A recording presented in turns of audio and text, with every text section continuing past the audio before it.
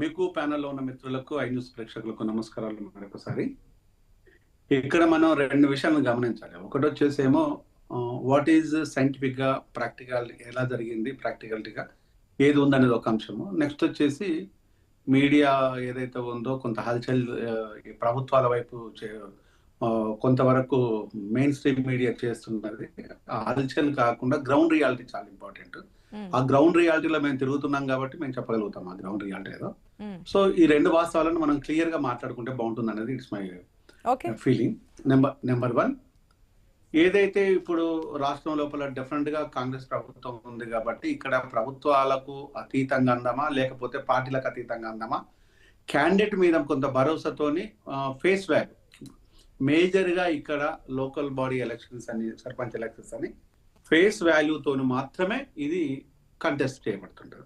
అంటే జనరల్ గా ఊర్లలో కాదు, తెలంగాణ మొత్తం మీద అక్క, అన్న, చెల్లి, తమ్ముడు, అక్క, బావలాగా ఇలాంటి వాయు వరుసలతోనే ఉంటుంటది. అన్నదమ్ములతోని సహజీవనం చేస్తున్నట్టుగా ఉంటుంది. ఇక్కడ కులాలు కానీ మతాలు కానీ మనకి ఎక్కడ కనిపించదు. సో ఇది తెలంగాణలో ఎక్కడ చూసినా ఈ వాతావరణం కనిపిస్తుంటుంది. ఇక్కడ కాస్త ఈ వాతావరణంతో పాటు ఇంకొకటి ఏంటంటే నిషా ఎక్కువైపోయింది. మందులో ముంచటము, మందులతో తాగటము, విపరీతమైన ఆల్కహాల్ అమ్మకాలు జరిగిపోయినాయి. దగ్గరగా 1,00,000 కోట్ల వరకు ఆల్కహాల్ అమ్మినట్టుగా నాకున్న ప్రధానమైన సమాచారం. అంటే ఎంత పెద్ద ఎత్తున జరిగిందో చూడండి. మీకు కంటికి కనిపించని ఆల్కహాల్ ఏర్లై మారింది. సో దాని లెక్కలు నేను తర్వాత చెప్తాను, ఆ లెక్కలతో సహా చెప్తాను. ఇదొక అంశం. మరొక అంశం వచ్చేసి ప్రధాన పార్టీలు అనేది బీఆర్ఎస్, బీజేపీ, కాంగ్రెస్ అనేది డిఫరెంట్ గా అధికారంలో ఉంది కాబట్టి ఇప్పటి వరకు అధికారంలోకి రావడానికి గల కారణం ఏంటంటే పల్లెలు, పల్లెటూర్లు, పల్లె జనాలు కూలీనాలి చేసుకున్న వాళ్ళే కాంగ్రెస్ కు ఓటేసి గెలిపించారు. దాన్ని కంపేర్ చేస్తే సిటీ లోపల మీకు ఎక్కడ కూడా కాంగ్రెస్ కు పర్లేదు. మీకు ట్విన్ సిటీస్ లోపల కాంగ్రెస్ ను కంప్లీట్ దూరం పెట్టిన విషయం మనకు తెలిసిన విషయమే. సో అత్యధికంగా బీఆర్ఎస్ ఎంఐఎంఐ గెలుచుకుంది. కానీ దాన్ని కంపేర్ చేస్తే కాంగ్రెస్ కు డేంజర్ బిల్ కొట్టినట్టుగానే మనకు అనుకోవాలి. సో ఒకవేళ కనుక మరి అన్ని సీట్లు గెలిచినప్పుడు ఎక్కడికి వెళ్ళాలి అంటే 60 to 70% వరకు రావాలి. అలా డౌటే లేదు. ఈవెన్ 80% కూడా రీచ్ అవ్వాలి. మరి ఎందుకు రీచ్ కాలేకపోయింది అంటే ఇక్కడ ఏం జరిగిందంటే ఒకవైపు వచ్చేసి బీసీ నినాదం దెబ్బ కొట్టేసింది, చదువుల తల్లి అసలు మొరాయించి పెట్టేసింది, ఆరోగ్యం అటుకెక్కిపోయింది. ఇది కామన్ గా అవుతుంది. ఇంకొక విషయానికి వస్తే జస్ట్ సింపుల్ కాకి లెక్కలు చెప్తాను మీకు. 19,700 సర్పంచీలు గ్రామ పంచాయతీలు ఉన్నట్టు అయితే గ్రామ పంచాయతీకి ఒక్కరు నెల 12,700. యా అదే నేను చెప్పాను.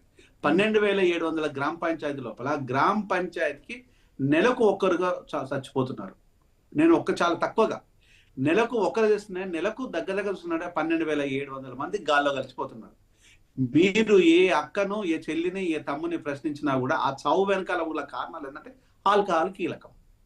ఆల్కహాల్ తోని యాక్సిడెంట్ అయి ఉండొచ్చు, ఆల్కహాల్ తోని డయాబెటీస్ అని ఉండొచ్చు, ఆల్కహాల్ తోని హైపర్టెన్షన్ ఉండొచ్చు, ఆల్కహాల్ తోని హార్ట్ అటాక్ ఉండొచ్చు. ఆల్కహాల్ ఇక ఏది బట్టినా కూడా ఆల్కహాల్, అంత డౌట్ ఏం లేదు.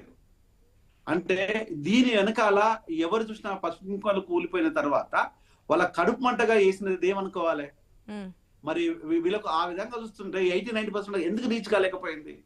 ఇది కాంగ్రెస్ ప్రభుత్వానికి నేను సలహా మాత్రమే ఇస్తున్నాను. ఆల్కహాల్ నమ్ముతున్నారా లేకపోతే అనామకులను చంపుతున్నారా అనేది ఒక్కసారి ప్రశ్నించుకోవాలి, ఆత్మవిమర్శ చేసుకోవాలి. మరొక అంశం వచ్చేసి ఈ రోజు పారాసెటమాల్ టాబ్లెట్స్ హాస్పిటల్స్ లో లేవు. ఇది బాధాకరమైన విషయం. చిన్నపిల్లలకు ఐవి సెట్, సెలైన్స్ లేవు. ఇది బాధాకరమైన విషయం. అత్యున్నతమైన చదువుకున్న డాక్టర్లు మీరు ఏరి పారేసినట్టు ఊరు చివర పడేసిండ్రు జిల్లాలలో. అక్కడ ఇన్ఫ్రాస్ట్రక్చర్ లేదు, ఎలాంటి విధి విధానాలు లేవు. దాంతో పాటు వచ్చేసి అక్కడ ఎలాంటి మెడిసిన్స్ కూడా అవైలబిలిటీ లేదు. మరి దీనికి ఏం చెప్పాలి? సరే గాంధీ లోపల అన్నీ ఉన్నాయి, ఇక్కడ డాక్టర్లు లేదు.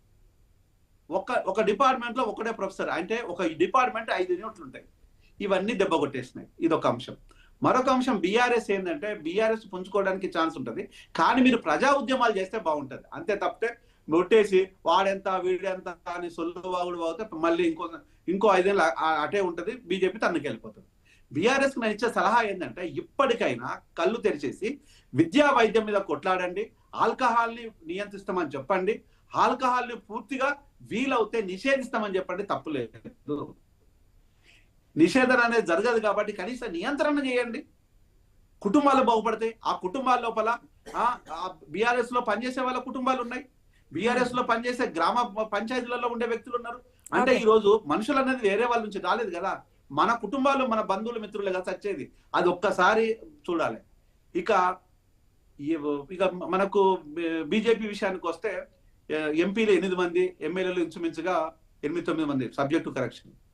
అంటే ఈ రోజు దాన్ని కంపేర్ చేస్తే ఈజీగా అట్లీస్ట్ 1000 వరకైనా గెలుచుకోవాలి. మరి బీజేపీ ఎందుకు వెనకాల పడిపోయింది?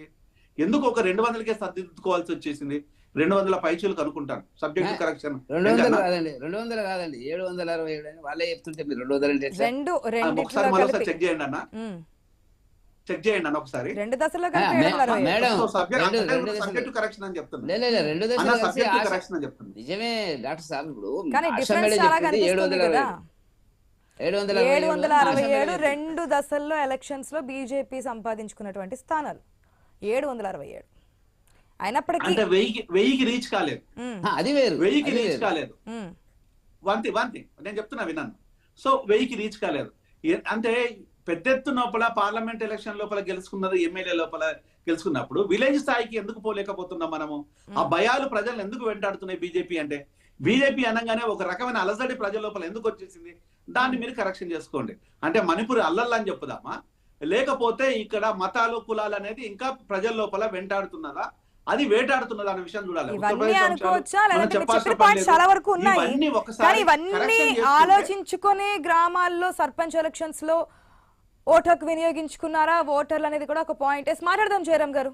పార్టీలకు సంబంధించినటువంటి నాయకులు కూడా ఉన్నారు కాబట్టి వారితో కూడా మాట్లాడే అభిప్రాయం తెలుసుకుందాం. దానికంటే ముందు ప్రైమ్ టైం డిబేట్ లో షార్ట్ బ్రేక్ తీసుకుందాం. Stay tuned.